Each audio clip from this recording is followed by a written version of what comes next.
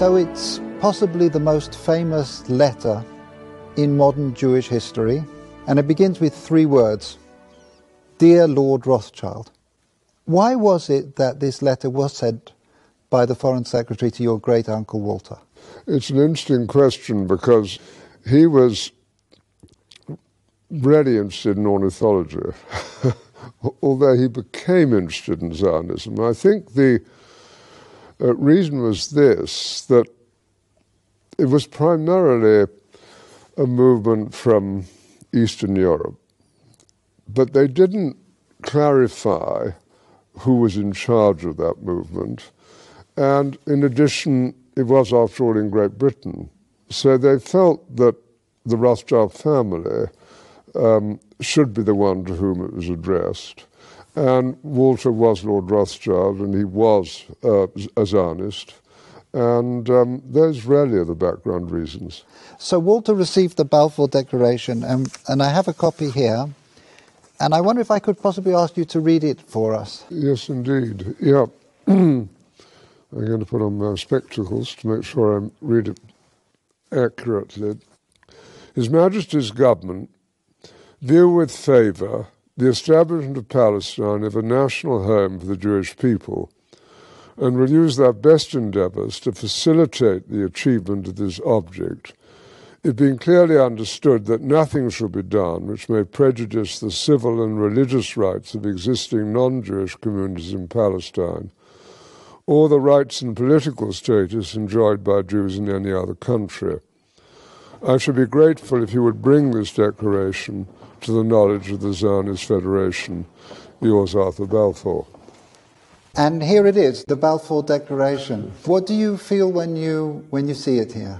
I genuinely feel it's one of the most extraordinary moments in the history of the Jewish people.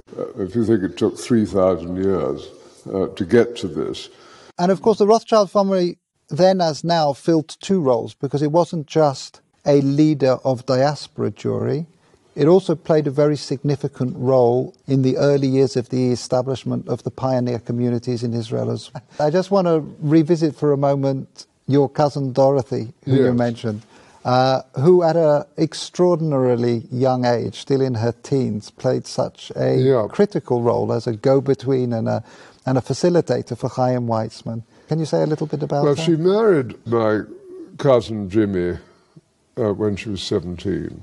So this is your cousin Dorothy, Dolly. Yep, Mrs. James de Rothschild. And from her teenage years onwards, she was a major supporter of Israel, wasn't she? Major supporter. I mean, she worshipped her husband, who'd been deeply committed, son of Baron Edmore. It was due to him, I think, that she became interested. But once she became interested, she became passionately interested. After his death, she became even more committed. She just wanted to carry out his wishes and what he cared deeply about.